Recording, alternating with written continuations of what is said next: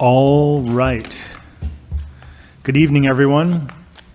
I would like to welcome everybody this evening and call the April 9th, 2024 Planning Commission regular meeting to order. The Planning Commission is holding hybrid meetings. Members of the public can attend the meeting in person or observe the meeting on Zoom, online by visiting www.cityofarcata.org and following the live meetings link at the bottom of the city's homepage or on the city's YouTube channel. If you're attending remotely, please be aware that the Zoom feed provides the closest to real-time stream. If you rely on the other feeds and you wish to make comments, please be aware of the time lag on those feeds. The first item on our agenda is the land acknowledgement. The City of Arcata acknowledges that the lands we are located on are the unceded ancestral lands of the Wiyot tribe. The land that Arcata rests on is known in the Wiyot language as Gudene, meaning over in the woods or among the redwoods. Past actions by local, state, and federal governments removed the Wiyot and other indigenous peoples from the land and threatened to destroy their cultural practices. The City of Arcata acknowledges the Wiyot community, their elders both past and present, as well as future generations. This acknowledgement seeks to aid in dismantling the legacy narratives of settler colonialism. Staff, will you please call roll? Sure. Chair Davies? Here. Commissioner Lehman? Here. Commissioner Tangney? Here. Commissioner Yodowitz? Here. Commissioner Strickland? Here. Commissioner Smith? Here. Commissioner Simmons? Here. And on behalf of everybody here, welcome to the Planning Commission. Very happy to have you with us. We are joined this evening as well by Community Development Director David Loya and Deputy Director Jennifer Dart. Next, we have oral communications. During this time, people may make comments about items that are not on the agenda. If you wish to speak on one of our agenda items, you will have an opportunity when we are discussing those items. If you have comments about items that are not listed on our agenda today, please line up now behind the lectern. If you're on Zoom and you wish to make comments on matters that are not on today's agenda, please raise your hand by selecting the raise hand icon on the right side of your screen or by pressing *9 on your phone. The clerk will unmute you when it is your turn to speak. With that, I'd like to open public comment. Each speaker will have 3 minutes to comment during early oral communications. Feel free to state your name for the record. May we have the first speaker, please? New Planning Commissioner Melissa Smith. The results of a survey for raising the sales tax are on arcata1.com. Snuck into this survey were 2 questions on building height and land use that, in my opinion, should not have been included in a tax measure survey. One question, quote, increasing the allowable building height from 4 stories to a maximum of 7 stories to increase the availability of housing affordable to working families while protecting open space. I say, who is going to be against affordable housing for working families? If the question had been worded, quote, to increase the availability of market rate rentals for students and other single people, the results of the survey probably would have been far different. As it was, for housing affordable to working families received 51%, not a strong turnout. As you know, there's nothing in the Gateway Area Plan that says that the purpose of the buildings will be for affordable housing for working families, so I think it's a bogus question. According to the Environmental Impact Report, between 40% and 69% of the housing over the next 20 years is expected to be housing for Cal Poly students or staff. The actual figures in the EIR are 69%. The survey states as a conclusion, quote, parking, whether in lots or on the street, is a low priority for Arcata's commercial space. This is false, according to the survey. In the survey, 15% of the respondents said that street parking was not important. 85% said it was extremely important, very important, or somewhat important for parking lots. 25% said that off-street parking was not important. On Arcata 1, there's an April Fool's Day article about the first gateway project to come before the commission on the AmeriGas site. It's a joke, but there's some truth in it.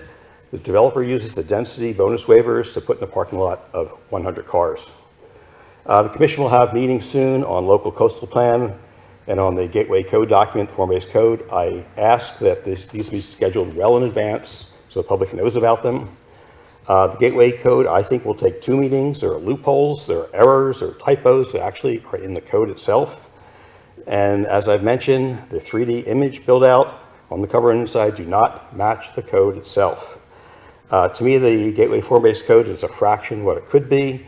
To use the car model analogy, the Planning Commission asked for $118,000 to improve this code, and we have a Toyota Corolla. Here's a handout, not related to what I said. Thank you. Thanks for your comments, Fred. Anybody else in the audience care to comment on items not on the agenda? Do we have anybody online? No. Okay. Thank you for your comment. We appreciate your participation and input. We will now move to item 3 on our agenda this evening, which is our consent calendar. This evening, we have 2 items on consent. Actually, no, I take that back. We have 1 item on our consent calendar, which is to approve Planning Commission minutes from our regular meeting of March 26, 2024. Would anyone like to pull the item off of consent, or perhaps do we have a motion to approve? I move to approve the consent calendar. Have a motion. Do we have a second? Second. We have a motion and a second. All in favor? Aye. Aye. Aye. Motion passes.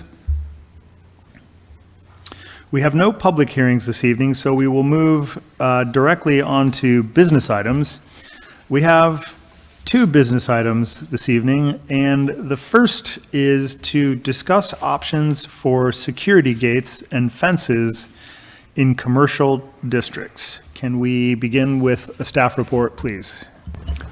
Yeah, thank you, Chair Davies. I have what I hope will be a brief staff report, but I also,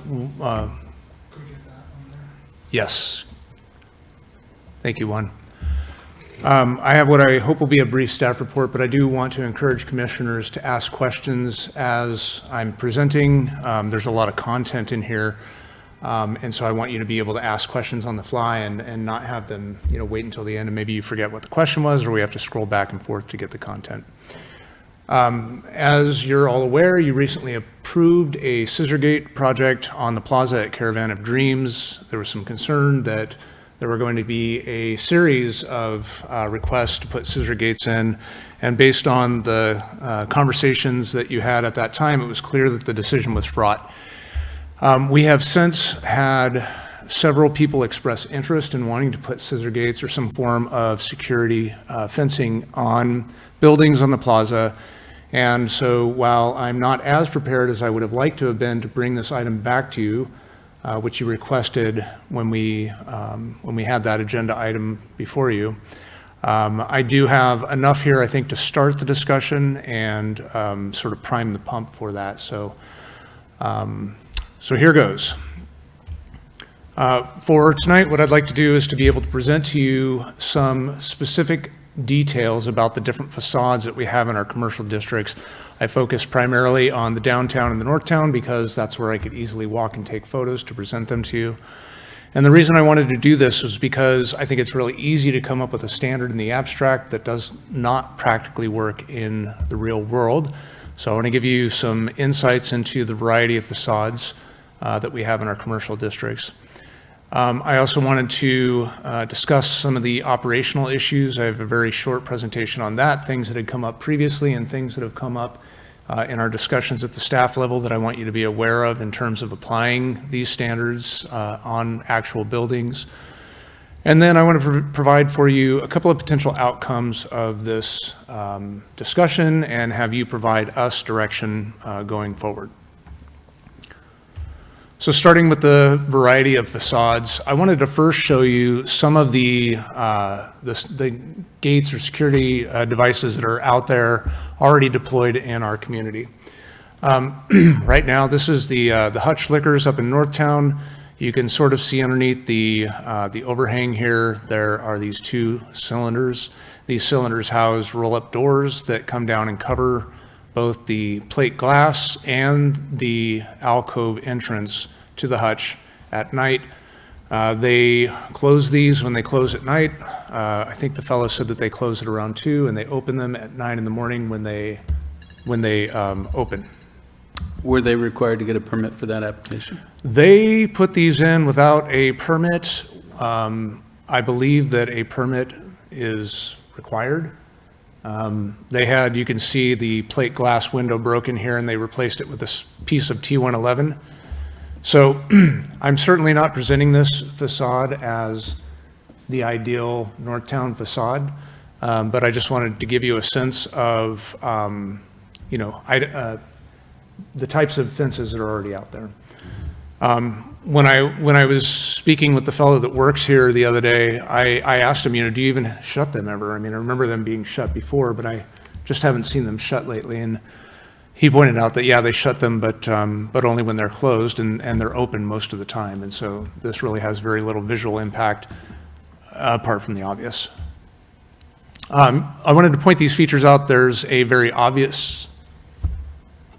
I'm just curious, is the only permit that they needed a building permit for that, or would they have also needed a design review or a different entitlement?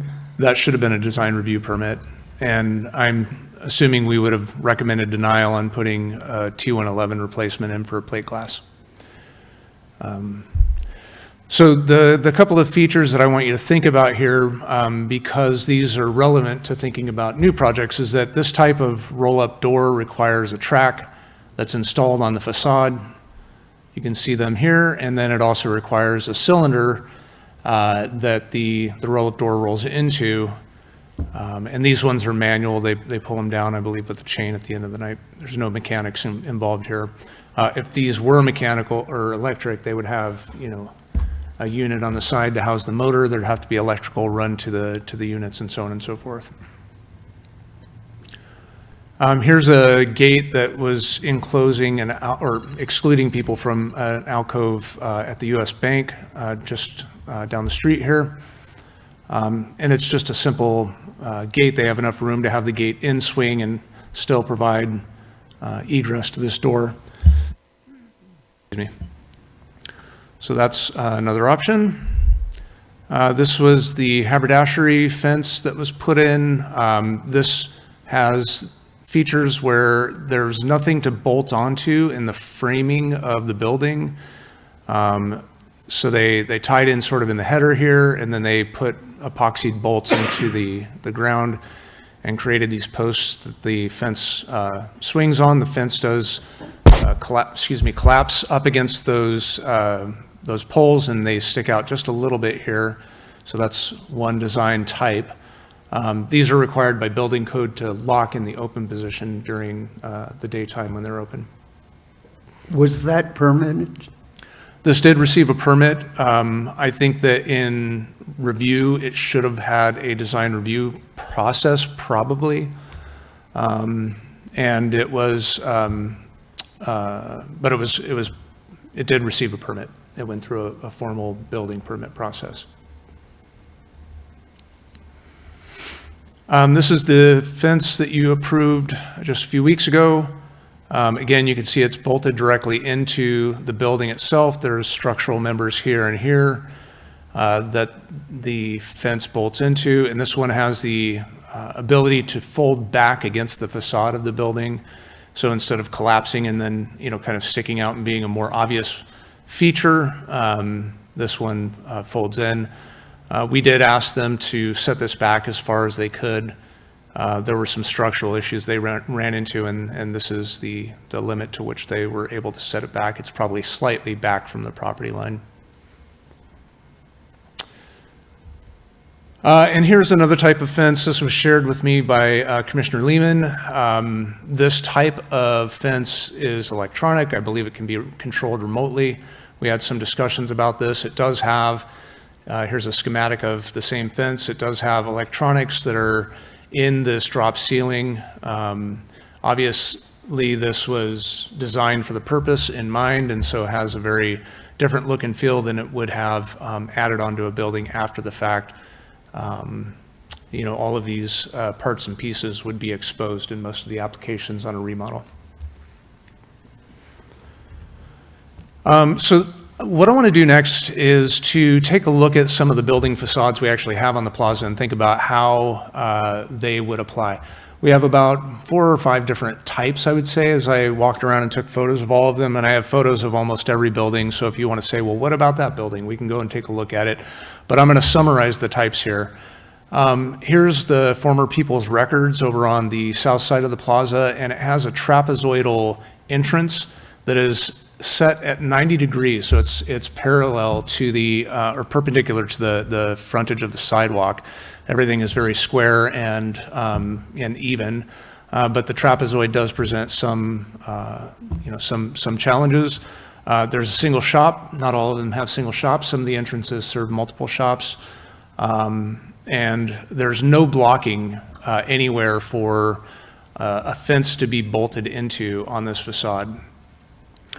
And so really the only solution for this would be to put one of those barrel types that you saw in the Arcata or in the Hutch up in Northtown. There's no way to put in the underside of this trapezoid a barrel that would extend out and flare out in the same dimensions as the trapezoid, so you'd have a gap if you just put it in the space that it could fit in, and that wouldn't be very effective.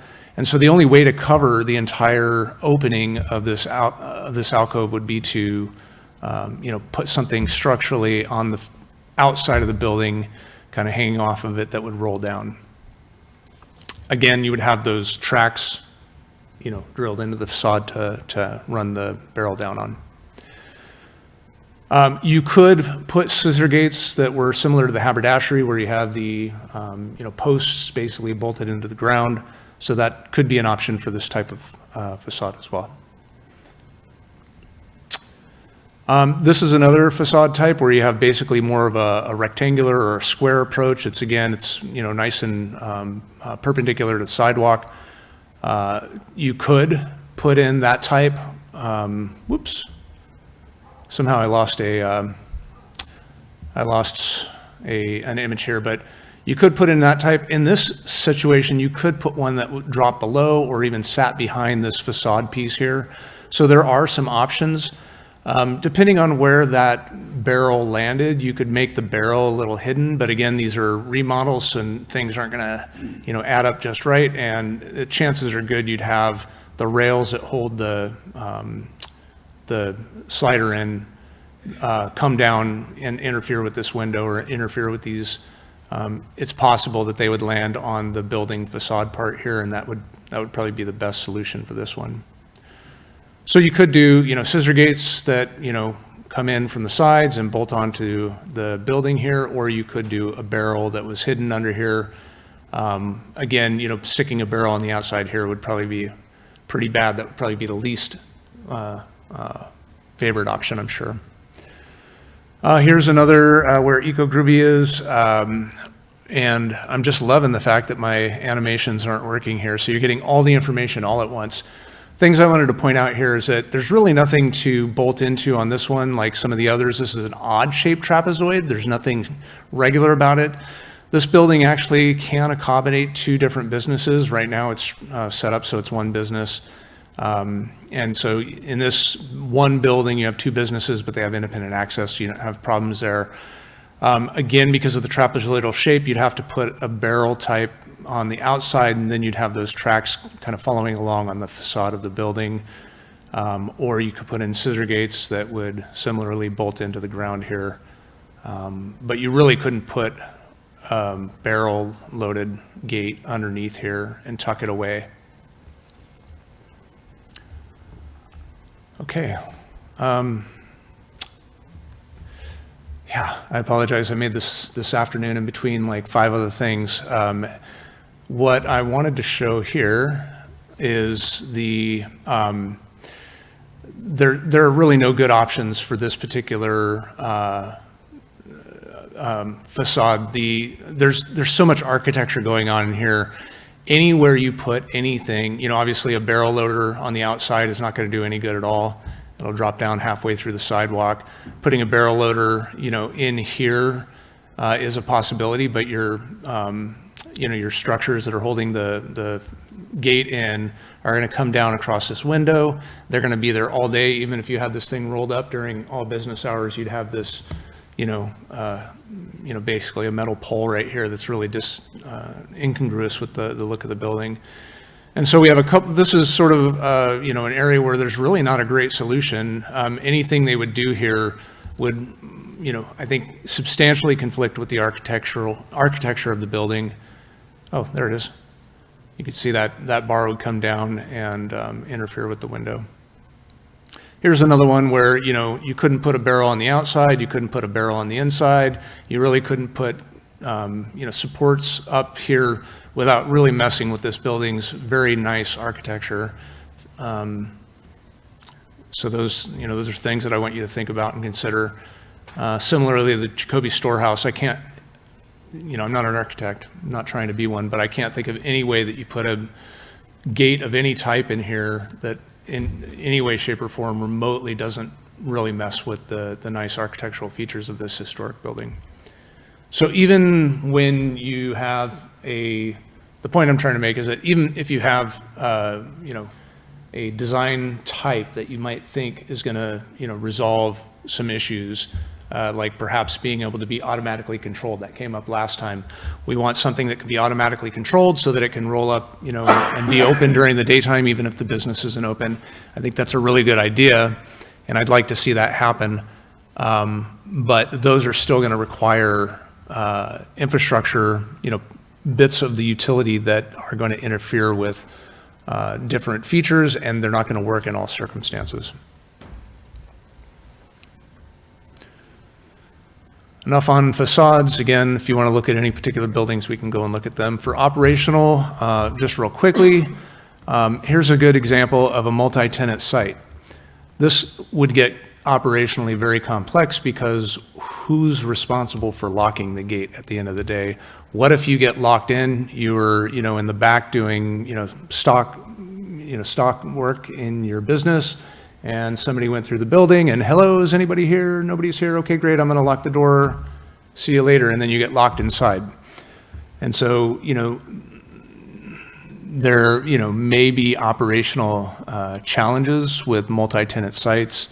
Other things that came up were, what are the hours of operation? What hours do you want these fences open? If you're going to set standards for them. Obviously, there are some issues around emergency services. I think that, at this point, emergency services would just use bolt cutters and break through the gates. But if we had something that was more sophisticated, more difficult to get through, we'd have to think through that. And there may be other operational matters that we just haven't thought about yet. Again, I was hoping to be able to spend more time consulting with other jurisdictions and find out what issues they've come up with and, what design standards, but here we are. So I think that's an important piece for you to talk about. And then really just to give you a sense for, where this conversation can go. If you want, you can end up just saying, hey, look, we really want to have more information on this topic. We're not ready to move forward with anything.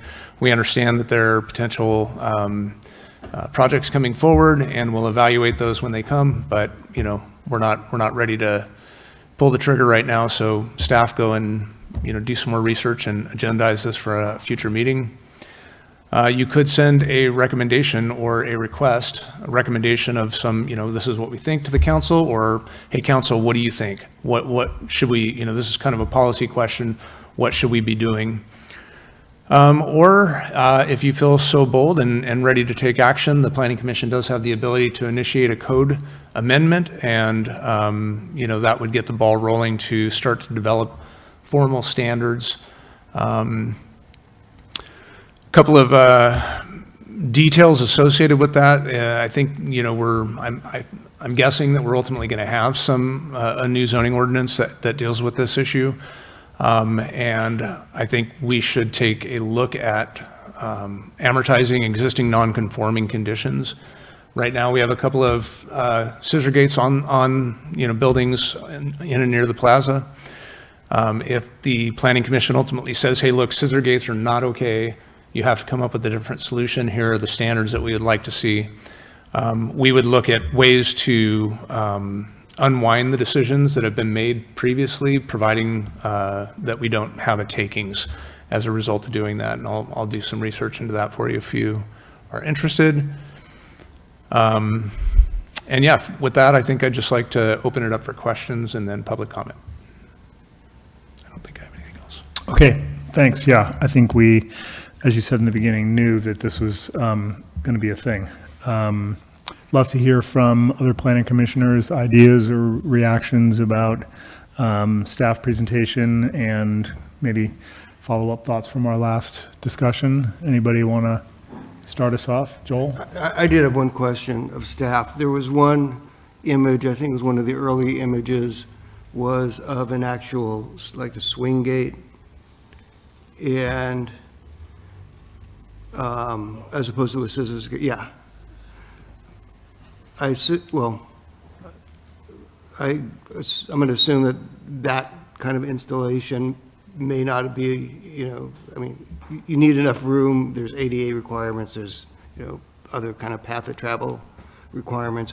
But in your survey of the stores fronting the plaza, did you see any conditions that may be conducive to that kind of an installation? Yeah, to my eye, this is the best looking gate. It kind of blends in with the architecture, and I don't know if it's just because it's this particular building and the building doesn't have much in the way of architecture, but I think this would be really hard to pull off in a lot of the alcoves that we have on the plaza. It's a little ironic too, because the design standards for the plaza required people to put in alcoves. Many of the buildings, historic, had alcoves. Many of the buildings that were historic had, just no alcove. They were just the store entrances right on the street, sidewalk frontage. And when we put the design guidance together for the downtown, there was actually a desire to have more alcoves. And newer buildings that were built with that design guidance in mind, just as an aside. Dan? Yeah, the question about the haberdashery's lack of a permit, you said you weren't sure that they would have been required of design review and or a permit, and I'm wondering, is it because they're just slightly off plaza that they might not have? That's correct. Some of the changes that we have made in the code don't necessarily envision, they don't encompass all the project types. Now, I think that, and when we were before you last time, I think Senior Planner Mateer did indicate that this building, the haberdashery, is in the plaza. I can't remember the exact name of it, but was within the area that is called for in the regulations for design review, planning commission design review. I'm not sure that I necessarily agree with that interpretation. Because the plaza was so important to the framers of the General Plan 2020, there's about 3 different plaza areas that I can think of off the top of my head, and they each intersect with our regulatory framework in different ways. And I believe that the current requirements for a planning commission hearing for design review in the plaza area is strictly the plaza, the streets facing onto the park. Okay, so in our deliberations, really, we're thinking not only about the plaza, but separately about Northtown and things in between here and there. I think you should be thinking about all commercial centers. One of the things I was thinking about as I was putting this together, we don't currently have this in the form-based code, but this type of design would be very easy to say, if you're going to install a gate on a new building, it must be inside of a plenum, for example, as a standard. Because the mechanical equipment is never something, nice or desirable to look at generally. I mean, there's some conversions like the Humboldt pies, where they converted a garage basically into restaurant. They've got the old garage roll-down doors, and it's just part of the design. But other than that, it's generally pretty hard to pull it off, especially on buildings like the ones around the plaza. Any other specific questions of staff? Abby?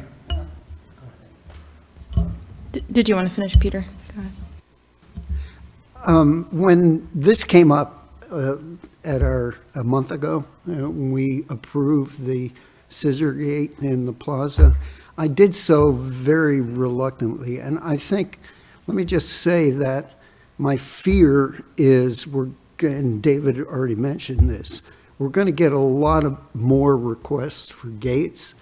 And I don't want our city to look like a jail.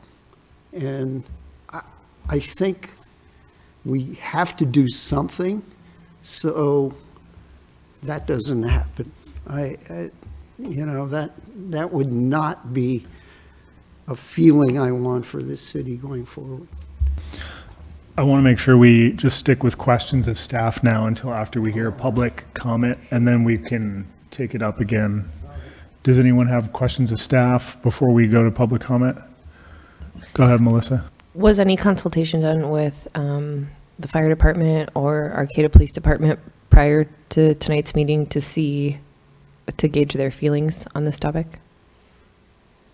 Yeah, I think if we develop an ordinance, we'd definitely collaborate with them to ensure that we incorporate their concerns. To date, it's just been through the standard referral process. The building permit review does have fire. The fire marshal does a review of all building permits. But I think if we were going to develop an ordinance, we'd want to make sure and incorporate that.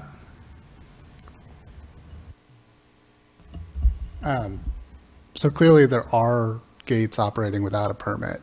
And so in thinking about, like a hours of operation requirement or something like that, I guess how realistic is it to enforce? Like we can say up here how we want the gates to behave, but like does city have the capacity to actually make that a reality? I appreciate the question. We typically operate on, our enforcement operates on a complaint type system. So, we definitely would, this would be a more complicated enforcement type of regulation. And I think, in some areas, at the very end of Northtown at the Hutch, there probably aren't a whole lot of people who are, all that concerned about it. Maybe on the plaza there would be, and so it's going to be really dependent on that sort of situation. I mean, ultimately, I think that, you have the ability to revoke a permit if folks aren't, operating within the standards that have been outlined. But that is it's a lengthy process.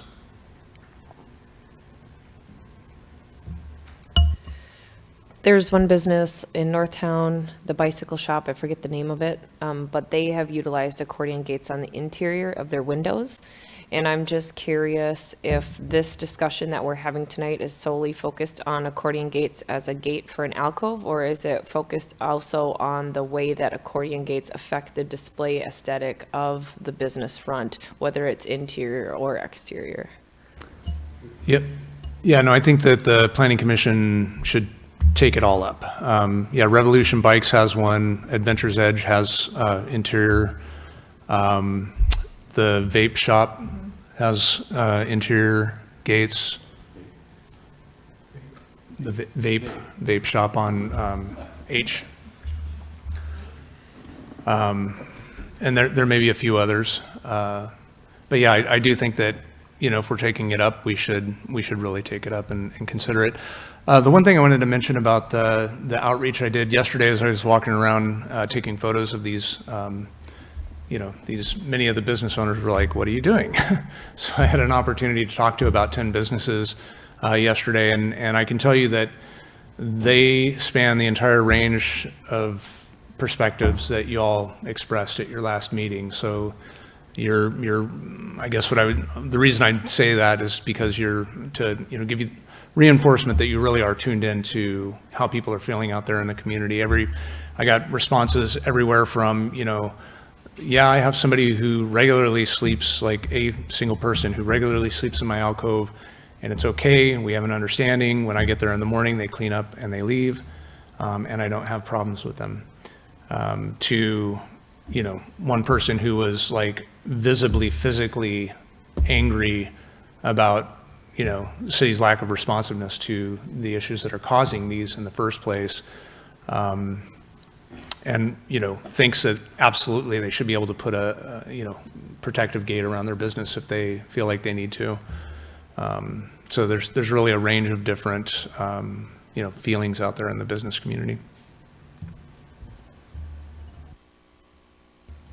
Okay, I think I'm going to take public comment then. Opening this for public comment. If you are in person, please feel free to line up at the lectern.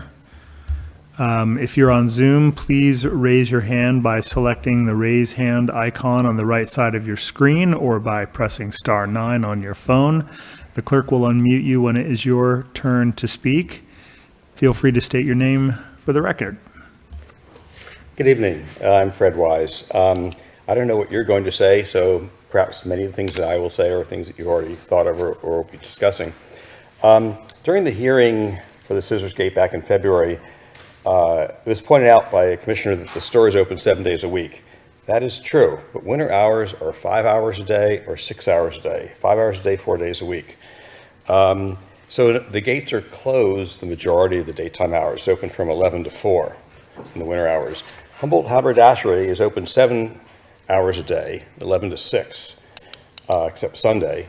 For whatever reason, I was there about 2 p.m. on a weekday, and it was closed. So perhaps if a gate is approved, you could specify how many hours a day it needs to be open, but then of course you have to enforce that, something like 10 a.m. to 6 p.m. When the community development director said that you can't put a gate in many of these places we've seen in the images, we've seen gates in other communities that do not have the same architectural standards that we have, and I'm speaking that we're all glad for that. It can really ruin a community, as we've seen. The emergency service question is a major issue, perhaps a standard use of a master keyed padlock that would be used for every gate in the city. Definitely talk to other jurisdictions. In Seattle, in their historic district, scissors gates and roll-up gates are prohibited, except they have a clause that says, except where security is deemed necessary. So you take that as you wish. So perhaps the downtown district could be different from the other areas of Arcata.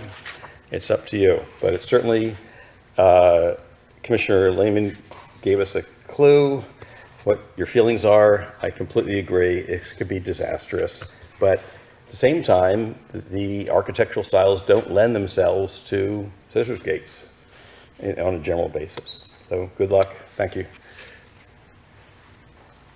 Thanks for your comments. Please. Hello, my name is Hannah Golden. I'm one of the people that has inquired about scissor gates since I saw the one going up. I do have a building that is a multi-tenant building, and for me, it would not be a concern to have access because all of my tenants currently have a key to the front door and the back door, and they would all have a key to the scissor gate. So I'm not really sure what the difference for that would be. I dread the idea of all of the properties on the plaza having scissor gates. I think it would look awful. At the same time, I think it looks awful to have feces and human waste and all of that on the plaza on a daily basis. I have to call in regularly for my tenants to get that removed, and that's a huge concern of mine. So for me, I would desperately don't want to put in a scissor gate, but I would be extremely upset if that opportunity was taken away from me if I felt like it was something that I needed. So, thank you. Thanks for your comments.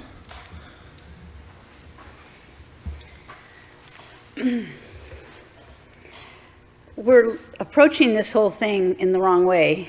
I think of this video R. Crumb did with Joni Mitchell's song, Pave Paradise, and it showed the deterioration of a place.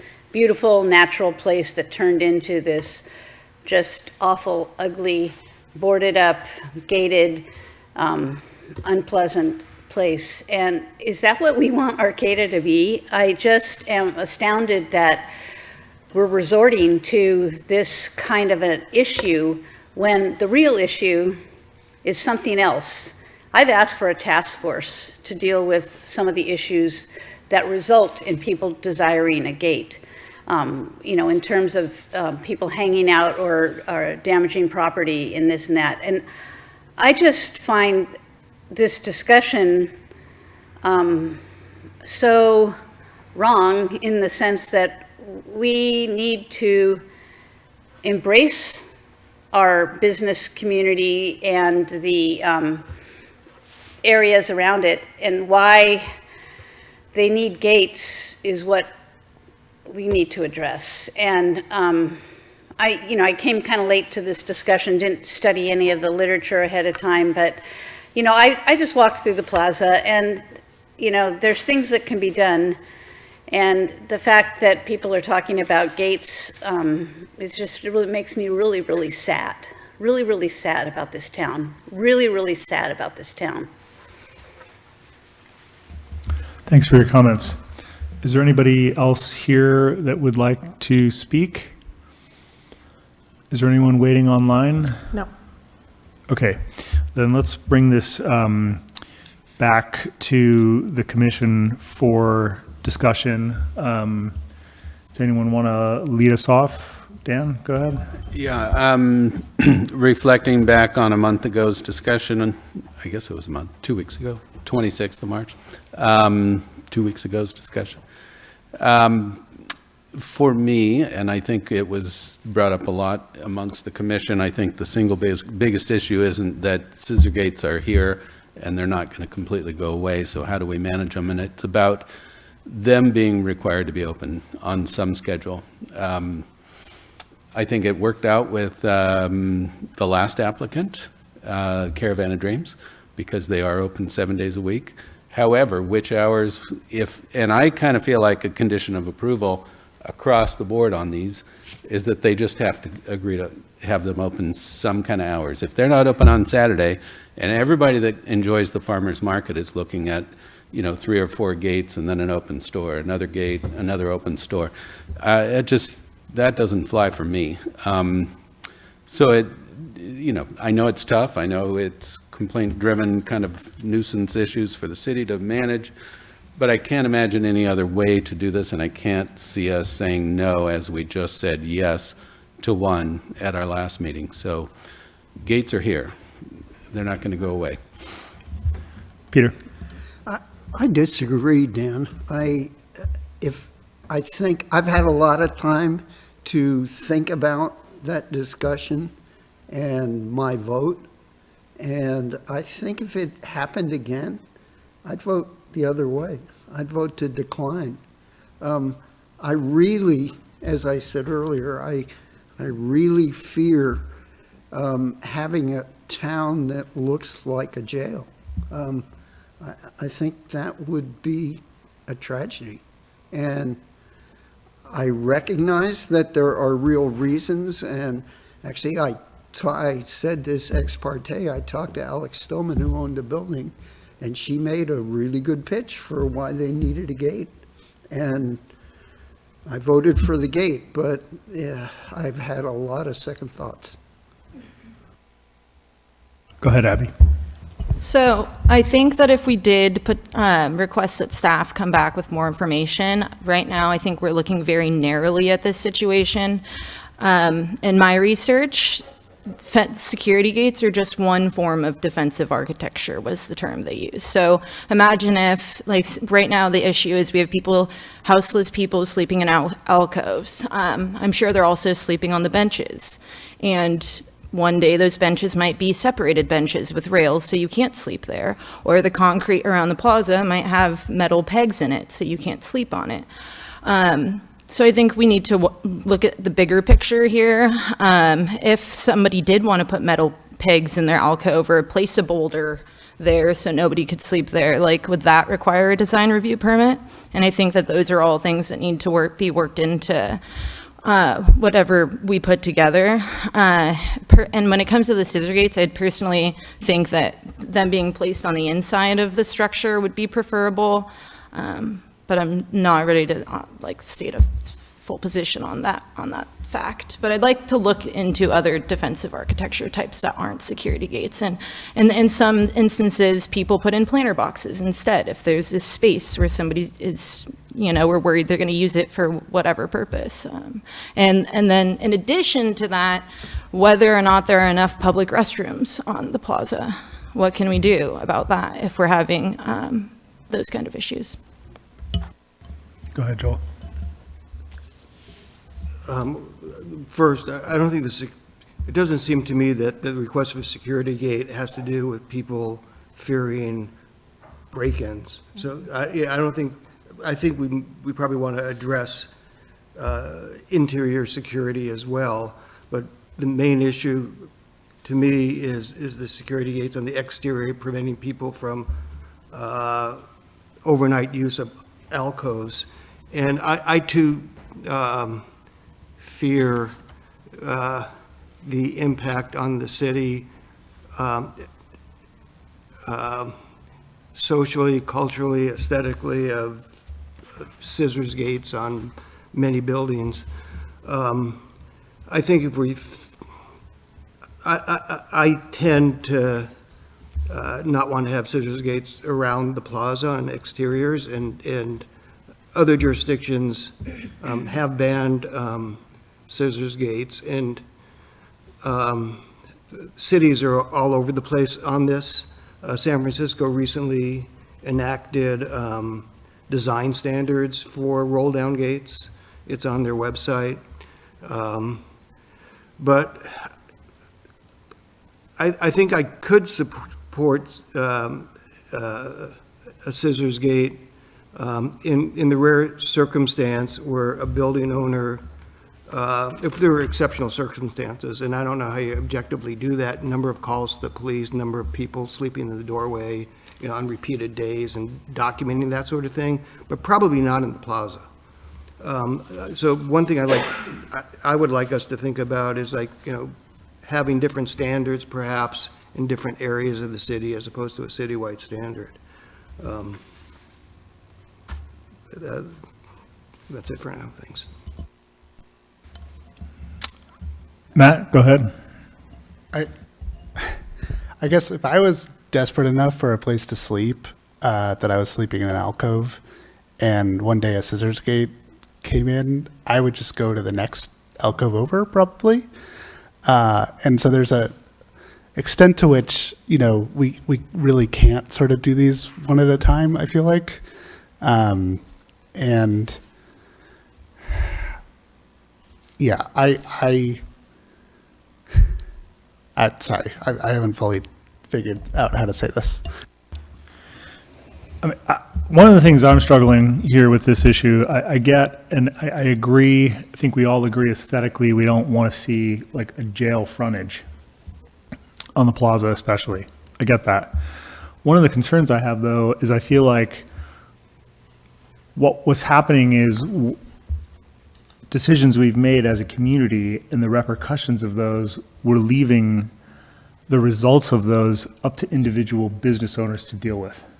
And so in the situation where there's feces or vomit, or as we heard when we discussed this in February, people who are violent or intoxicated in some way, I feel like collectively we need to try to address that problem. And I feel like right now in the plaza area, especially, a lot of the business owners are dealing with the mess of that individually.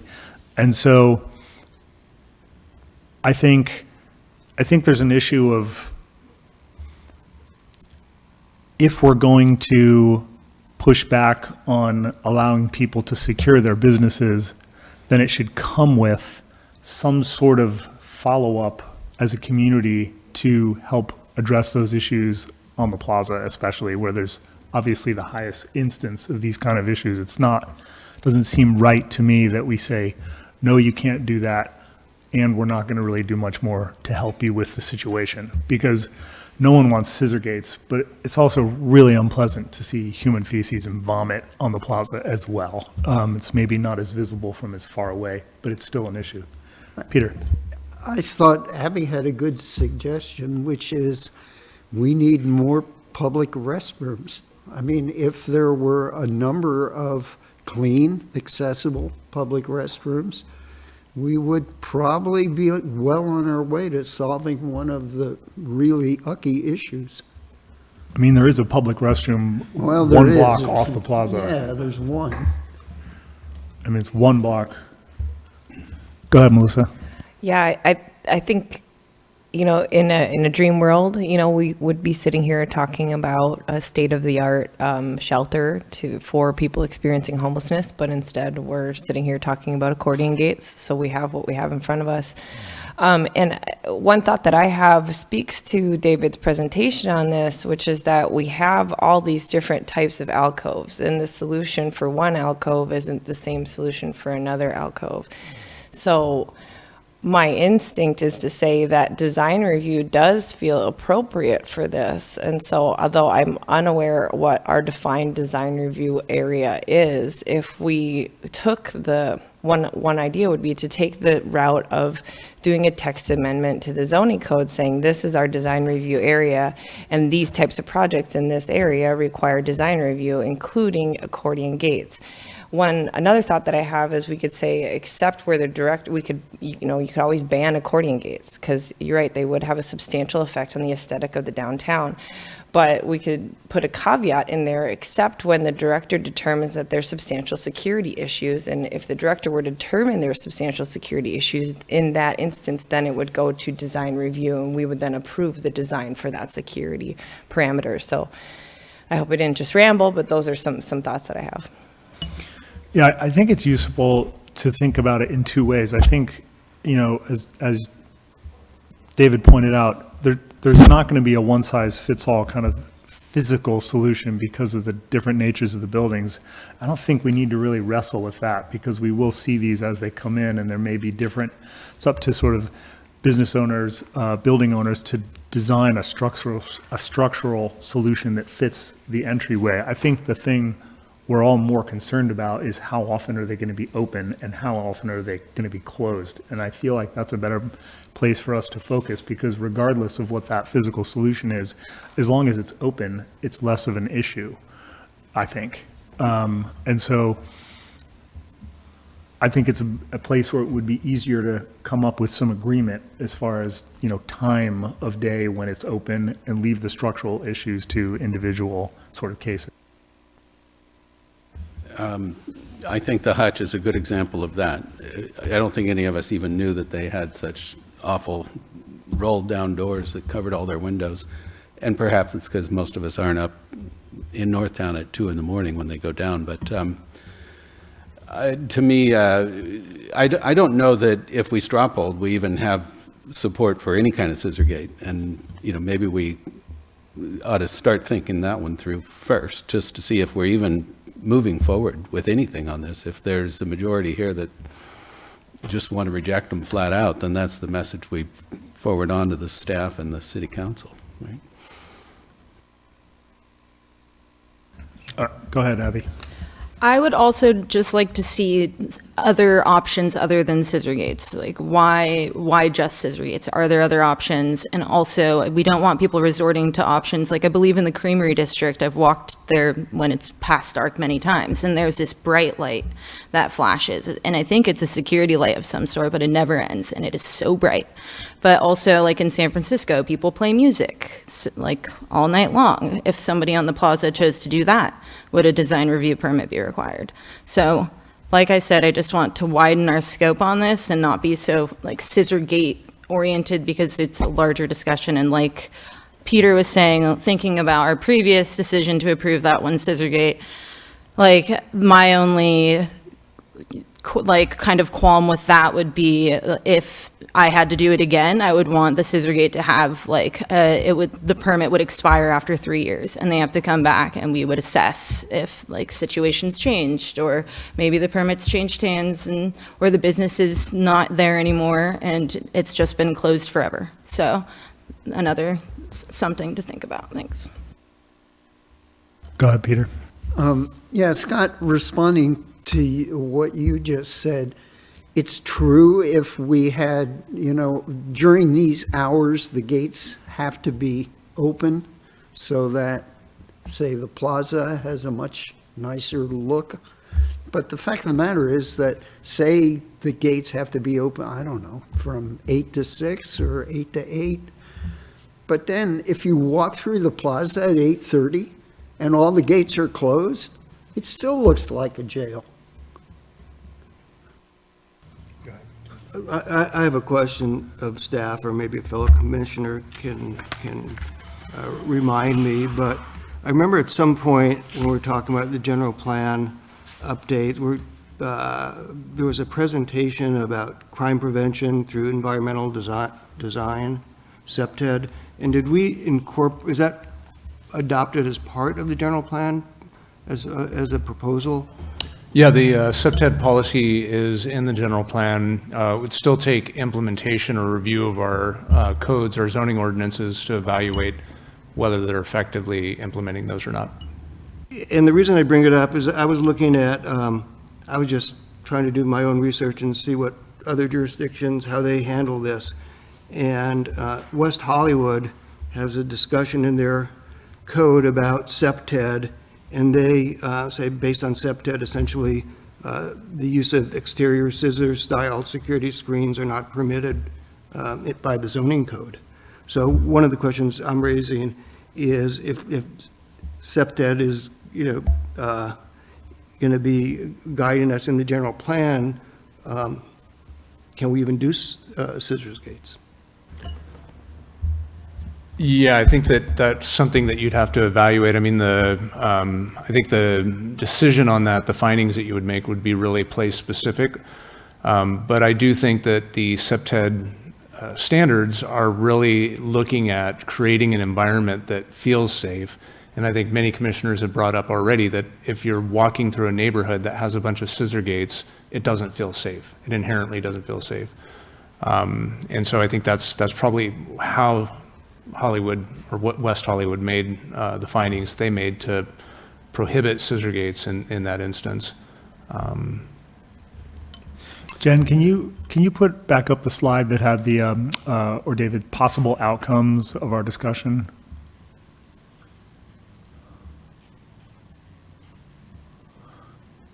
It feels to me like I would like to see how the commission feels about, not quite a recommendation, but perhaps a request from direction from the city council. I think this might be a good thing for them to kind of either weigh in on or give us some more specific direction, just because I think it's such a big, wide open issue, and interested to hear from that list of outcomes if that resonates with anyone else on the commission. I think that's a good idea, but I do not think we're ready to send a recommendation. We need to, there's a lot of diversity in opinion. Yeah, I'm saying a request for direction from them, and possibly share, here's what our concerns have been. Could you give us some direction? Okay. We need to, if that's the case, we need to get together our concerns and agree on them. I'd like to see a straw poll on whether or not, first, if the majority of us would agree that there'll be any future scissor gates on the plaza and/or elsewhere in the city.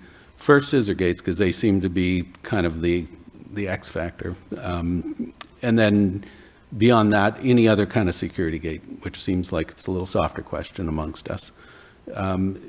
Just if we could get clear as a group, do we even want to move forward with any kind of scissor gate, for example? I mean, I think it's hard because we need to understand what the parameters around those scissor gates are. Like, if it means the scissor gates are going to be open 3 hours a day, then no. If they're going to be open 12 hours a day, then maybe. So for me personally, that answer is kind of dependent on what other parameters get set around the use of scissor gates. So personally, you would say yes to scissor gates with conditions. I heard Peter a little while ago say probably no to any scissor gate, and I don't know where the rest of the commission is on that. Everybody else like to weigh in? I'm a probably no. Okay. Melissa? I do think that scissor gates substantially change the aesthetic of a neighborhood. So I don't want to make a blanket statement and say always no. Going back to what I said before, I would love to visit this on a case-by-case basis, depending on the area of the city that it's proposed in. So if it's proposed, in the bottoms, obviously, we don't care about that. But if it's in these areas where we're very much concerned about the aesthetic character of the neighborhood, then could there be a different standard applied to that than there are in other parts of the city? That's where I'm at. Abby? I'd be leaning closer to no, but potentially with highly conditioned permit that expired and required renewal. I feel fairly strongly no on the plaza and open in other areas of the city. I mean, I'm open to saying no, but I would like to see the city council provide some kind of either cleaning or security or something to help address the issue in a different way and not just feel like we're saying, sorry, business owners. That doesn't feel right. So how, it seems to me we need to kind of summarize this discussion and our concerns, and how are we going to do that? That's what staff is going to do for us. I feel like we can do that with what we've received to you, David. Yeah, if you want, I can read back the issues that I captured. Yes, please. Or you could just trust that we'll summarize them in a staff report to the city council. I think it would be best if you wrote them down and sent them to us, and we could comment on them. I mean, you can read them now, too. We can bring them back to a subsequent meeting if that's Yeah. what you want to do. Well, I'd like to get a kind of a group opinion there. Personally, I'm comfortable with staff summarizing our concerns and sending them to city council because it's going to come back to us for some kind of discussion. But I think this is important for the city council to weigh in. I also happen to know all the city council members watch our meetings, so I think they're probably hearing our concerns. For sure. Go ahead, Abby. I would just like to ask if you noted the wider scope and other types of architecture that have been used. Okay, great. Loud and clear. I just want to, the last thing I want to say on this, my wife owned the Garden Gate for 20 years. I was the guy that did a lot of this cleanup in the doorways and dealt with a lot of the peripheral issues, and largely cleanup is not the issue. It's more about the really unruly behavior that often takes over the alcoves in the evenings. I'm sure you've all walked by it. It can feel really unsafe, and I know that scissor gates are a bad feeling, but a lot of rather unfortunate behavior is associated with the alcoves, like, you know, and the mess, and, you know, whatever else goes along with it. But I think that we need to think, well, addressing Commissioner Davies on let's see if we can encourage the city. I don't think we can, and I don't think it's anywhere in our jurisdiction to encourage the city unless it's just a, hey, could you try harder? They try harder, and they've been trying harder, and I've called 1,000 times to the police or, you know, whoever else, you know, in all kinds of situations in respect to the Garden Gate, and it's just tough. It's tough. It's manpower. It's, you know, it's overwhelming, the numbers of people that are doing, you know, unfortunate things, and it's night after night. They have more energy to keep it up than we have to stop it. And I will say that I'm super not a fan of the scissor gates, but driving by in the evening, late evening, and seeing that the Haberdasheries is closed and then this new one at Caravan of Dreams felt like, wow, they really have stopped what almost every night was going on in those two alcoves. Those were the two hottest places to be, alcove-wise. in the downtown, and it's been eliminated. I'm no Scissorgate fan, but they have eliminated a serious, ongoing, year after year, decade after decade. This has just been going on for, I've been here for 45 years, and it's always been like that. Matt? So I guess I don't have an answer to this question, but it's just something for everyone to ponder, is that if every alcove ends up with a scissor gate on it, does that behavior disappear from Arcata, or does it just go into the sidewalk or into the plaza or somewhere else that the public will deal with it? And I don't know, but I know that other cities that have dealt with similar issues have done a lot of just moving people around, and I don't think that that's a realistic solution to the problem. I would like to just reflect on that some of these alcoves within the plaza environment are such a great place to hang out. There's a crowd that kind of comes in the late afternoon. I've spent so much time down there, and I'd watch, and here they come. It's show up time, and the party starts and goes on till late at night when most of the rest of plaza people have gone away. It's ramping up, and it goes on into the evening, and it's almost like an invitation when you have all these kind of cool places to hang out. They're great, if it's raining or not, doesn't matter. There's lots of great places to hang out. If there were less, and I don't want to sound like, we can stop all these problems just with scissor gates, but those alcoves on the plaza are an attractive nuisance. They're a great place to hang out and sleep. Melissa? Yeah, I just, one final thought, and it kind of speaks to something that Abby's been saying about all their other solutions besides the scissor gates. In another municipality, I work with a SEPTED group, and one of the suggestions from the representative from the police department there, a lot of times is cameras and lights. So beyond just the accordion door, could cameras and lights be a part of the solution for each one of these alcoves? Because cameras and lights can deter behavior past, because the accordion gate, the solution solves is you can't sleep in here anymore, you can't hang out in here, but it doesn't necessarily deter bad behavior in and around that area. So I think cameras and lights are another thing that could be suggested to business owners as well. I mean, I think that's an issue for the city council or for a different discussion. We're specifically talking about scissor gates because we approved one and more are coming. So I don't want us to drift off into trying to solve or come up with other, security options right now. How does everyone feel about outreach to the city council, expressing our concerns and asking for some direction? Show of hands in favor of that. Staff, do you have what you need to make that happen? And then city council will discuss and send it back to us with more clarity? I'm hunching that they're going to have a very similar discussion to this. Right. It's a tough one. It's a tough one. Okay, thank you for everyone who commented on this issue.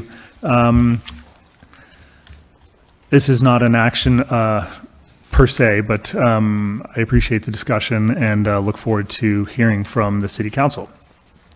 Okay, we're on to our next item this evening, which is to adopt Planning Commission discussion protocols. And as always, can we begin with a staff report? Yeah, thank you, Chair. Thank you for that discussion too. It's really nice to be talking about something that is not the general plan, is not the gateway. That was a really great discussion. Yeah, thank you. And so to carry the levity forward, I thought I'd add this picture of our topic on meeting mechanics. So what I want to do is I want to go through a couple of basic underlying sort of meeting mechanic type issues. Many of you came on in the middle of the general plan work, and you were thrown right into it. We hit the ground running. We've got new Commissioner Smith now, and I don't think that we've had a time, even with the rest of you, to sit down and really think through, how do these meetings run. And at the same time, you've done amazing work with the framework that we developed at the beginning of 2023 and recently modified to make sure that your meetings are functioning to an end goal. Some of you were here before that. Remember that, we were having discussions every meeting at the Planning Commission about different elements of the general plan, and they really weren't going anywhere. We were ending up with more questions than answers. There were no actions being taken. There were no decisions being made. And it was, an ever-opening discussion as opposed to a discussion that was leading to closure. And so I think the framework that you all developed and consented to abide by during those discussions was really effective. In planning, as the Planning Commission, you are subject to some laws. Planning law, there are certain laws that regulate the kinds of decisions that you make and the way that you make them. And certainly that's sort of a backstop, but to be a really healthy, functioning body, I think it's important for you to have a discussion around, how do your meeting mechanics work? And so I wanted to kind of spend some time with you, and I figure this will be probably the first of maybe a few, forays into refining the way that you work together as a body, but to walk you through some of the legal, practices that you're subject to, some of the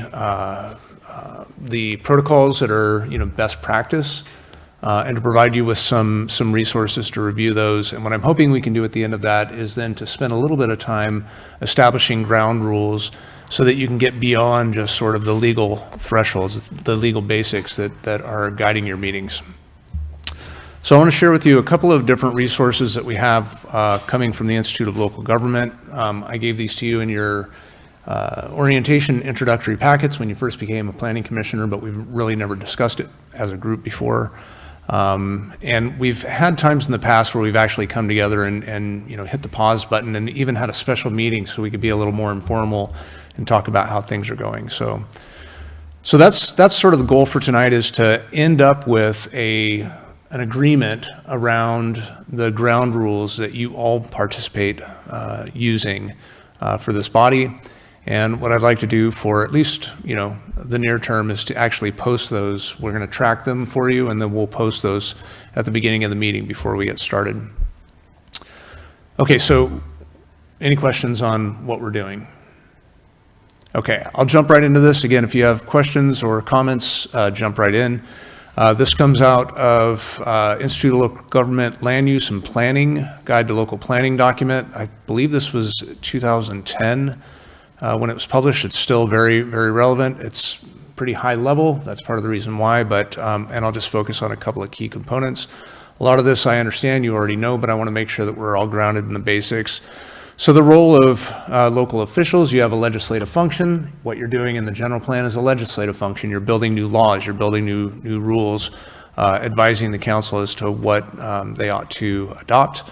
You have quasi-adjudicatory or quasi-judicial decisions that you make that are similar to a court proceeding. That's the quasi-judicial nature, and those are basically applying those standards to specific projects. When you're adopting or reviewing a coastal development permit or a use permit of some type, you're functioning in your quasi-adjudicatory capacity. And then you do have an enforcement role. We have not, in this body, spent much time in that area. Staff does the majority of the enforcement, but certainly I can think of at least one time when the Planning Commission has revoked a permit. And so that revocation, and I will send out the underlying documents so you can save your film. I'll send out the underlying documents for everyone to have these. But those are kind of the function of the Planning Commission. So again, I'm going to breeze through these pretty quickly because I think this is pretty basic. I hope you all have this as an understanding already, but that document also contains this really helpful who does what in the planning process. City Council does the policy work, and they delegate certain authorities to different bodies like the Planning Commission. And they do act as the appellate body. So if someone appeals one of your decisions, the city council is the final authority in the city of Arcata. Their decisions can only be challenged through court proceedings. The Planning Commission, as well as other advisory bodies, you take into consideration all the facts that are being presented to you, whether it's legislative or quasi-judicial. In your capacity, you make recommendations and decisions based on the findings that you're making. You make findings to apply to general plan policies or specific projects. And you also act as an appellate body to decisions that the zoning administrator makes, or you would be the first stop as an appeal of even a ministerial decision that was made, for instance. And then your staff, the planning staff, acts as your technical staff support. And so you've been appointed to this body for a number of different reasons based on your background, but none of you have been appointed to this body as a technical expert in any of the fields of planning. That is not why you're appointed. Your expertise is definitely valued and was part of the decision that the city council made, was based on your expertise. But you're not expected to be a planning expert. You're expected to be able to understand the information that staff is presenting to you as very, common sense and fundamental. You should be making decisions that make sense to the community as well. That's not to say that you're always going to make decisions that the community or the portion of the community that is in the room at the time necessarily agrees to, but that you're making decisions that are based on common sense. I'm just going to hit the topics here. I'm not going to read any of the detail here, but these are really good skills that you should develop as a planning commissioner. Regularly review land use controls. When we're providing staff reports to you, I don't expect any of you to be expert on the entire code, but when you're reviewing that, make sure that the staff report that we're saying, we reference this code, that it makes sense to you, that you read it the way that we actually are presenting it, and that you can agree to that. And then when we have periodic reviews for legislative purposes, obviously you'll be reviewing that body of code at that point. One of the things that you decided with your deliberations on the Gateway Code was that you wanted to see it come back periodically, in particular in the beginning, so we can reevaluate how is this working. And so that'd be an opportunity for you to do that. Provide strong staff support. It's important that staff and commission are working as a team. We are not pitted against one another. We may not always agree, just as you may not always agree with one another. You're the decision-making body, and it's important to have a good working relationship with your staff. Some of that looks like reaching out to the staff member who's responsible for the staff report in advance if you have questions, or if you wanted to challenge something that they're coming up with. Don't drop that bomb in the meeting. Work with them ahead of time. Let them know, I disagree with you on this point, and this is why. Be open to listening to their point of view. This is why we believe this as the staff, and be willing and ready to respectfully disagree at the meeting. It's also important, I feel, for the decision makers to be able to be that buffer in the meeting when you have, if it gets to this point where you have people who are criticizing staff for their work. Obviously, there are freedom of speech, there's free speech rights. Sometimes it goes a little overboard, and it's important for the commission to be able to recognize the person's ability to express their opinion, but then to be able to stand up for staff and say, the staff is working, at our direction, they're bringing forward the information to us. Whatever it is that you feel like saying in the moment, I think that staff support is helps to support the entire process by building trust in the process. I would extend this as well to the community. It's important to listen to the community members who are coming forward. Oftentimes, they don't have the same level of expertise or knowledge or understanding about the decisions that are being made. Sometimes people are speaking for the first time ever in public, and they're trying to express something that they disagree with, that they feel is going to affect their life. It's a really emotionally charged thing to do, to get up and stand at that lectern and speak to this body. It's intimidating, and So being able to provide support to the community when they're, when they're performing their civic duty, doing that, I think is also very important. The next item, develop written hearing procedures. We've done a little bit of this with the framework. That's a little bit of what we're doing tonight with the, with the ground rules. I think it's really important to understand that, yes, you have a, policy that you're implementing, or you have laws that you're implementing, or you're following Robert's rules. But to accept them and adopt them internally, I think is important. Obviously, act as an unbiased fact finder. You need to be impartial in these decisions and get training.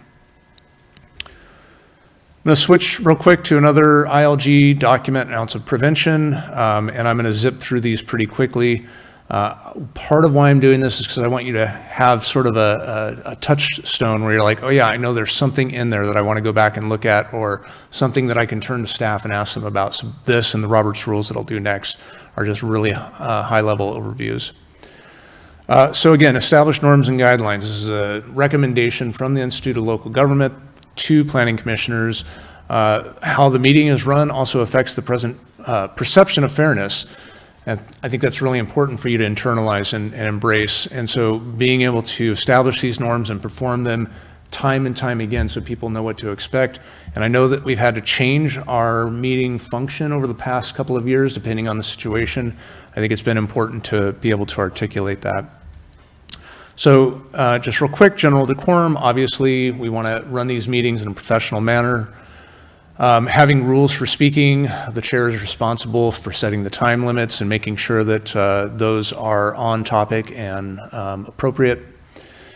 And decision maker engagement. It's really important for the public to be able to see you being engaged, not see you getting up and walking away or having side conversations, wondering what you're doing on your phone and those sorts of things. In fact, there was a sort of a expose from Thaddeus Greason a number of years ago, many of you may recall, where basically council members were texting each other when they were at the dais, and there was a records request for their, for their text messages to find out, well, what were they doing? They were on their phone, what were they doing? And it was exposed that they were actually texting one another during the meeting. That's a Brown Act violation, number one, and number two, it violates the public trust. So that's important to stay engaged. I'm just going to put this up here so you can look at it. I just think it's important for you, in particular now that we're going to have a little bit more time, hopefully, to be more grounded, more thoughtful in our proceedings, not feel like we're so rushed and that we're trying to meet deadlines, to spend a little bit more time being able to, convey your knowledge of Robert's Rules of Orders, for example, or, getting into the background information, making sure that that's clear to the public. Some of this work is performative. When you ask a question, you think you know the answer to it, but you may be asking it to make sure that the public knows that you're asking questions, that you've read the material, that you're having the conversations. So that's an important part of this work that we're doing. When staff gives you a staff report, we could have written everything that you needed to know. We didn't need to say a darn thing. We could have come up here and said, well, you all read the staff report. What do you think? And that would be sufficient for public process legally, but it sure doesn't make anybody feel like they've really understood what's going on. It doesn't draw your attention to the most important features.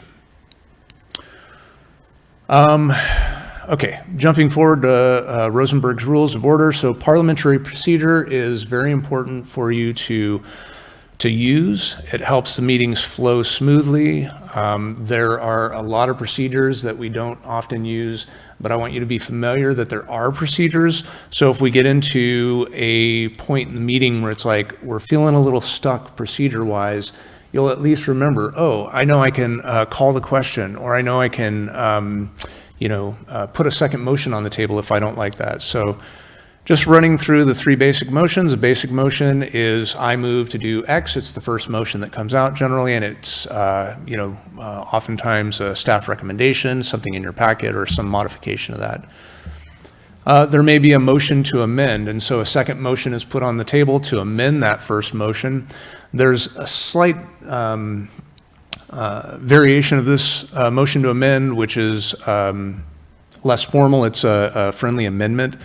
And you all have used this before, excuse me, when you've wanted to add something or maybe just, somebody forgot something in their motion and that person can then amend their own motion. So a motion to amend can then take the motion in a slightly different direction, or someone can come up with a substitute motion. I move to approve the project because I believe X, Y, and Z. Commissioner next says, I'd like to propose an alternative motion because I don't believe X, Y, and Z. I think that X and Y can't be made, so I move to deny the motion. And then there's different rules about how you handle those motions in order that I won't go into here. But I just want you to be aware that there are ways to handle these situations. There's a lot more detail in Rosenberg's rules, and I'll send those out to you as well. One that's maybe important for, for when you're starting to feel like, okay, we've gotten to the point in the conversation where I feel like everything has been said. We seem to be going on a second round of this. The chair hasn't necessarily decided to pull the plug on discussion, which is the chair's prerogative, but there's a motion to limit debate. And so you can move to, basically either, point of order or a motion to limit debate. There are ways that you can voice your observation that the deliberations have run their course. And so when I send this out to you, and we'll post these on our website as well, they're all readily available on the internet. But when you start looking through these, I want you to just think through, the variety of different ways to handle the process when you're in the middle of it and you're starting to feel, perhaps frustrated by it or feeling like, it's run its course, or you don't agree with the direction that the conversation's going. Okay, so with that, I want to jump into sort of the activity for tonight, and we'll pull up a Word document and track your conversation. But what I'd like you to do, if you're willing, is to establish some ground rules. And these go beyond the parliamentary procedure. These go beyond your legal requirements as a body and what you're required to do. These are the agreements that you make with each other about how you're going to treat each other while you're in this meeting and how you're going to treat staff and the public perhaps. But I think what's most important is to think about how you all interact. I believe I did include the last version of the meeting framework. I wouldn't suggest that you get into detail on that tonight, but it may be something that you say, hey, look, as a follow-up to ground rules, which I think you can bang out fairly quickly, we'd like to come back and think about what does a meeting framework look like, if that we can use if we feel we need to. We get to a point in a meeting and we're like, hey, I'm feeling a little stuck here. I'm feeling like we're going in circles. Can we pull up that meeting framework? Staff, can you put that on the screen? I'd like to start using this to get through this work that we're doing today. And so that way you have a variety of different options, everything from the really, rigid Rosenberg's rules to the very lenient ground rules, ways that you hope to interact with one another, and then sort of a midland, a framework that could help you get through difficult discussions. So I'll just read these real quick. Ground rules, this is the nature of the types of things that we think you might generate, and these are just ways that you want to be treated while you're in this meeting. Come prepared to take action. We all expect that everyone's read the material and you're ready to rock and roll when you get here.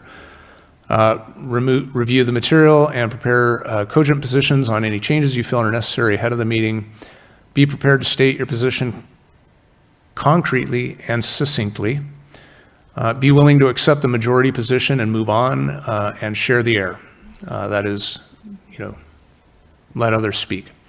And that's in a large part the chair's responsibility, but, if you're, feeling like you're going on, check yourself. So with that, are there any questions? This is an agenda item, so I would suggest you open it for public comment. And then we'll break and pull up a Word document and actually track your discussion in real time to chart the types of things that you feel like you want to include on your ground rules. We'll go through a brainstorm first, get everything on the paper, and then we'll jump into, okay, does everybody agree to these? If not, we'll go through and revise and remove. Okay, thanks for that. I will open this for public comment. If you're in person, please feel free to line up at the lectern after to line up at the lectern. If you are on Zoom, please raise your hand by selecting the raise hand icon on the right side of your screen or by pressing *9 on your phone. The clerk will unmute you when it is your turn to speak. Feel free to state your name for the record. Fire away, Fred. Yes, Fred Wise, Arcata1.com. The staff report says that staff will provide the commission an update on the council protocol manual. The council spent over 2 hours on this. The last meeting, they're nowhere near complete. The staff report says manual also pertains to the planning commission. Parts of it pertain to the planning commission. And I put in a vote to have more of it pertain to the planning commission, but just parts of it, not all of it. The title of this item says adopt planning commission discussion protocols. I think this is improperly worded. There's nothing that exists. There's nothing that the public has seen. And so to adopt anything in this meeting, I think would be improper. The staff report itself says this item is largely a discussion item. And as the community development director said, we're going to be looking at this for a few sessions. The framework worked best when there's a schedule of topics. It did not work well when there is not a schedule of topics because the public did not know what the commission was going to talk about in advance. The schedule was crucial. As the staff report says, the framework allowed you to work through hundreds of pages of documents. My question is, when is this going to happen again? The next general plan meeting, general plan update. I'm not against the framework, but I don't understand how you're going to use it in the normal course of events. Among the things that were discussed on the council level is the seeding of time, which I've used, as we know.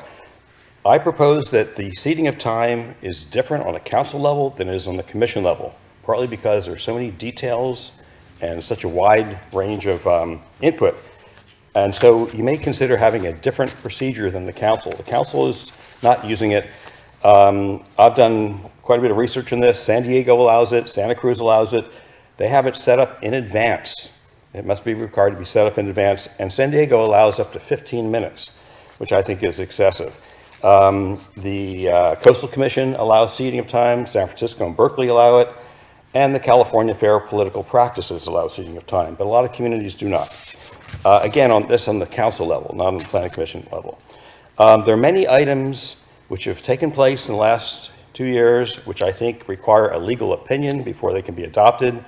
The 6 study sessions that occurred in 2023, I think were a violation of the Brown Act, and putting multiple topics on a single agenda item, I think was a violation of the Brown Act, but legal attorney will discuss that.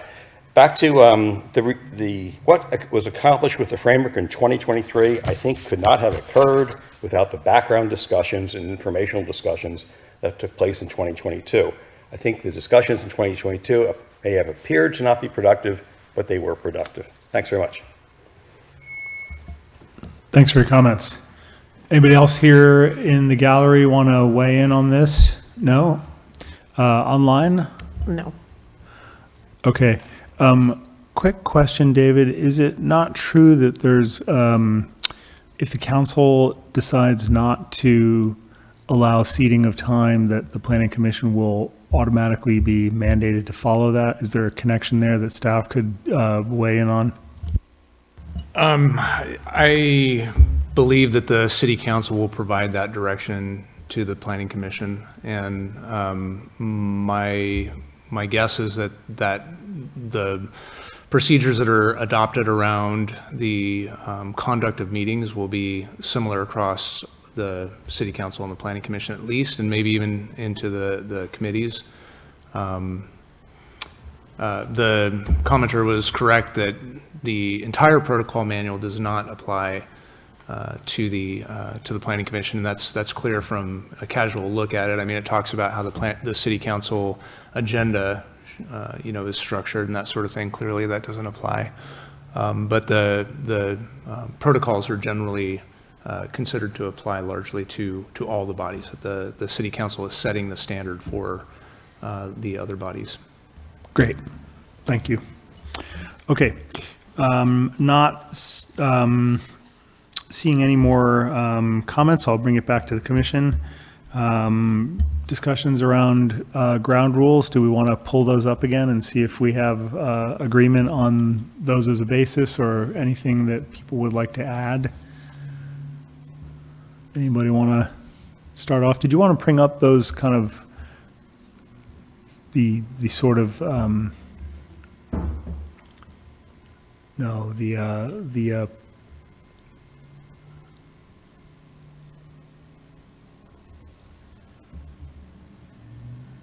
was a list of proposed ground rules, yeah.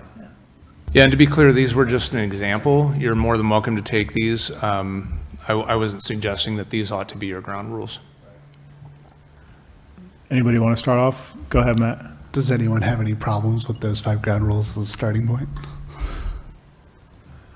I mean, I feel like that's how we've been operating, and that's why I wanted to see that put back up, because I think that does a good job of kind of encapsulating how we treat each other, encourage discussion.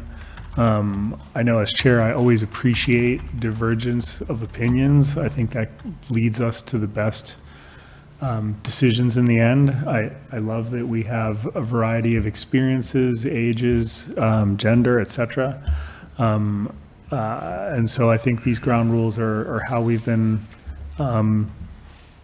working, especially when we work at our best. And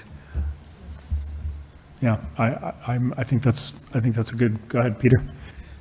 I'll just say I've been to lots of meetings in my life, and I think that the people here treat each other respectfully, and I really appreciate it.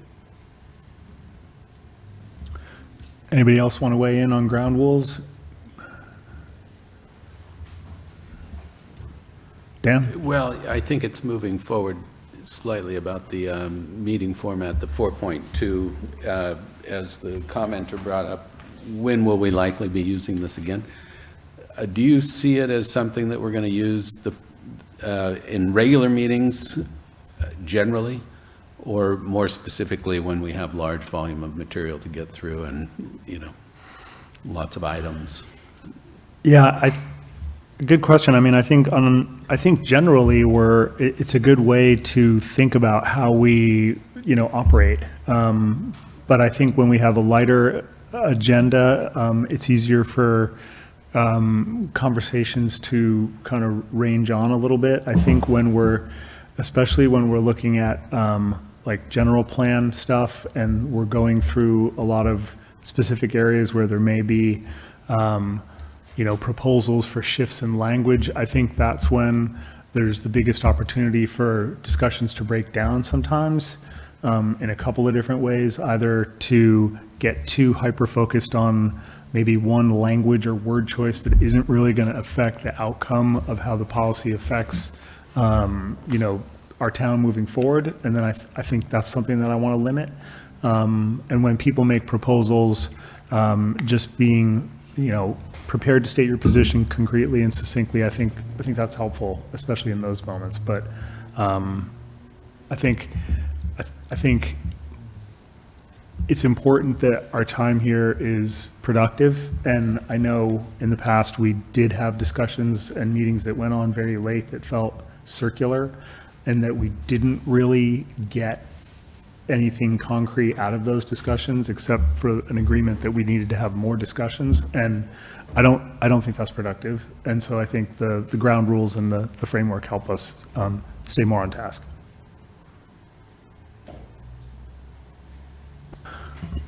Is there action on this item, or is there hope to be action on this item? Because I see that this was adopted and there are purposes outlined that are very specific related to the general plan and the gateway area plan, but it seems like we're talking about this being our framework overall for all future meetings, regardless of what the topic is. So are we hoping to re-adopt this, or is there a future action item on this? I think for tonight, there's no formal action. What I think my objective for tonight was to have you think about the ground rules and, straw poll, like, yes, we all agree to these ground rules. You don't have to take a formal, vote to impose these on yourselves, but it just gets you all thinking about that. The reason why I included the framework in the packet was for you to think about, do you want to try and maintain, like modify that to have something as a backup, as the chair had identified, when you get to certain discussion types, or if you get to a point in the discussion where you're just feeling like, we don't have the traction here, let's do something a little bit more structured. Let's pull out the framework and start using it. So the objective for tonight is not to modify the framework. The only outcome for tonight is to develop a set of ground rules. We've got 5, and if anybody wants to add any additional, if not, 5's a good starting point. You can always amend it later. Well, as you know, Matt asked if anyone had an issue with it. Is everyone fine with adopting these ground rules as written? Show of hands in favor? We're good with that. Thank you. I know this seems like it was, maybe a, lighter exercise, but I do think that it's important for everyone to sort of be on the same page and be able to think back to those, so. Yeah, I think it's a good reset, especially with new commissioners, and I think this is something we can refer back to, and I think the way we use it will be, clear for those that haven't been with us as we get into some weightier stuff, specifically stuff like the gradients of agreement were helpful in some of our more difficult discussions. So that gets us where we needed to get with this, right?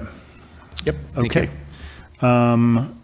Does anyone else have anything to add to this discussion? I think we got where we needed to, right? Okay, then moving on to correspondence and communications. Do we have any correspondence from Planning Commission members? I will miss the next meeting. Dan will miss the next meeting. Matt? I will also miss the next meeting. And then I wanted to make the Planning Commission and staff and the public aware of a upcoming event. The Coalition for Responsible Transportation Priorities is hosting a webinar called Revitalizing Space, the Hidden Potential of Parking Reform. And parking has come up quite a bit at our meetings, and so I thought folks might be interested in that webinar. Thanks for that. Any other correspondence or communications? How about from staff? Oh, did you have one, Dan? Sorry. I do have one more. A number of us attended today's meeting at the Wharfinger from the California, pardon me, David, what was his job description? What's his job description? Yeah. It's Brian from Housing and Community Development, and he does policy for the housing element side of things. Great. Thank you, Jen. Anyway, it was very informative to realize that what we're doing here, particularly with the gateway and the infill direction the city's taking on, is how much it dovetails with the state of California. It's just like, it so acknowledges this whole discussion that we've been having for 2 years. So thank you for. That's great. Yeah. Staff, correspondence or communications, anything to add? No, I don't think so. Do you have any? Okay, there being no further business, this meeting is adjourned.